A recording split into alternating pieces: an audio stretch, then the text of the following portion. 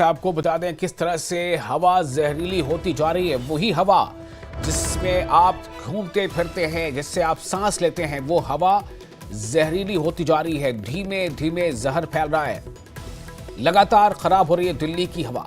आज सुबह 6 बजे दिल्ली का जो एयर क्वालिटी इंडेक्स है वो 349 मापा गया। दिल्ली के सभी स्टेशन में AQI यानी एयर क्वालिटी इंडेक्स 300 से ऊपर मापा गया है। आनंद विहार की स्थिति खराब है। AQI 403 तक पहुंच चुकी है। तो ये है दिल्ली का हाल। दिल्ली में सांस लेना दूभर हो रहा है। दिल्ली में हवा जहरीली होती जा रही है। दिल्ली में प्रदूषण बहुत तेजी से फैलता जा रहा है। चाहे वो प्रदूषण पानी में हो, हवा में हो, हवा में घुल रहा है धीमा जहर। लगातार खराब हो रही है दिल्ली की हवा। सुबह 6 बजे दिल्ली का AQI 349 मापा गया। दिल्ली के सभी स्टेशन में AQI 300 से ऊपर दर्ज किया गया है। आनंद विहार की स्थिति ज्यादा खराब है। AQI 403 तक पहुंच चुकी है।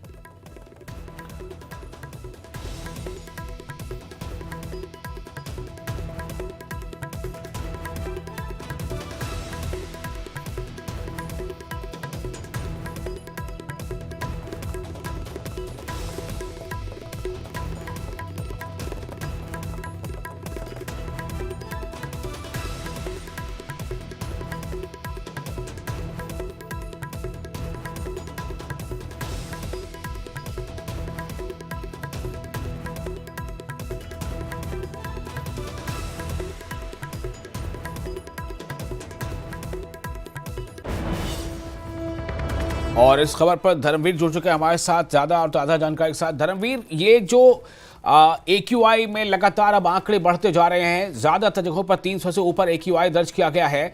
ऐसे में क्या लग रहा है, ये कितना खतरनाक होता जा रहा है? इसको लेकर के तैयारियां कैसी हैं, प्रशासनिक व्यवस्था कैसी है? किस तरह से अब ये धीमे धीमे फैलते जहर का लोगों को सामना करना पड़ेगा? बिल्कुल, देखिए दिल्ली NCR की जो आबो हवा है बिल्कुल लगातार जहरीली होती जा रही है और इसी के चलते दिल्ली NCR के अंदर ग्रैब 2 लागू कर दिया गया है और बहुत सारी रिस्ट्रिक्शंस जो है वो लागू कर दी गई हैं।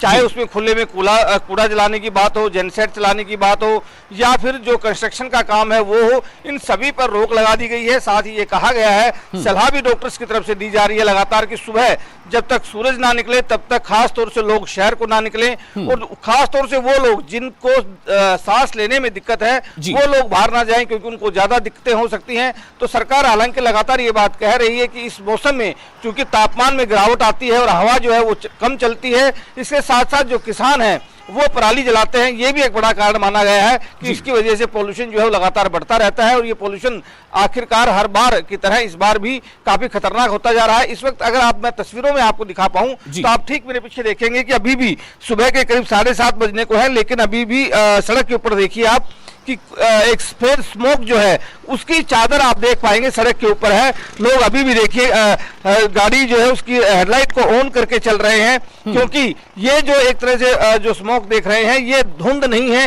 क्योंकि सर्दी के दिनों में धुंध होती है लेकिन ये धुंध नहीं है बल्कि स्मोक है और ये प्रदूषण है एक तरह से जो कि काफी खतरनाक है और लगातार इस मौसम के अंदर ये बढ़ता जाता है जिसकी वजह से बड़ी सारी दिक्कतें दिल्ली NCR के लोगों को खास तौर से हो रही हैं। और अब लगातार प्रशासन ये भी दावा कर रहा है कि इसको कम करने के लिए जो 15 साल पुरानी गाड़ियां हैं उनको बैन किया गया है, 10 साल पुरानी जो डीजल वाहन है उनको बैन किया गया है। इसके साथ साथ जो सड़क किनारे पेड़ हैं उनके ऊपर पानी का जो छिड़काव है वो लगातार करने की कोशिश प्रशासन की तरफ से है ताकि जो पोल्यूशन है उसको कुछ हद तक कंट्रोल किया जा सके। अगर पोल्यूशन कंट्रोल नहीं होता है तो जाहिर सी बात है कि ये काफी खतरनाक आने वाले दिनों में हो सकता है। हर साल की तरह इस बार भी कोशिश जरूर है, प्रशासन की तरफ से लगातार अपील भी की जा रही है कि प्रदूषण ना फैलाएं, खुले में कूड़ा ना जलाएं, जो 15 साल पुराने और 10 साल पुराने जो प्रतिबंधित वाहन है उनको ना चलाएं। इसके साथ साथ जो जनसेट जो चलते हैं उनको भी बैन किया गया है। तो इससे दिक्कतें भी लोगों को खास तौर से होंगी, लेकिन ये दिक्कतें जो है कुछ दिन के लिए लोगों को भी झेलनी होंगी क्योंकि अगर वो ऐसा करेंगे तो जाहिर सी बात है कि प्रदूषण और ज्यादा बढ़ जाएगा। जी धर्मवीर, लेकिन बात यह है कि हर साल ऐसी स्थिति बनती है और हर साल एक दूसरे पर दोषारोपण होता है। केंद्र की जो सरकार में बैठे लोग हैं वो जो दिल्ली सरकार के लोग हैं उन पर आरोप लगाते हैं, बीजेपी आम आदमी पार्टी पर आरोप लगाती है, आम आदमी पार्टी बीजेपी पर आरोप लगाती है। उधर हरियाणा से भी खबर इस तरह की आ रही है, वहां भी कहा जा रहा है कि पराली जलाया जाना ये एक बड़ा कारण है। किसानों का कहना है कि पराली से जितना नुकसान नहीं होता, उससे ज्यादा नुकसान तो बड़े बड़े फैक्ट्रियों से आने वाले पोल्यूशन से होता है, या धुएं से होता है, या फिर जो पटाखे चलते हैं उससे होता है। तो सवाल ये है कि सिर्फ ये हर बार इस तरह की चर्चा करना, एक दूसरे पर दोषारोपण करना, इससे आखिर जो दिल्ली की जनता है उसका भला कैसे होगा?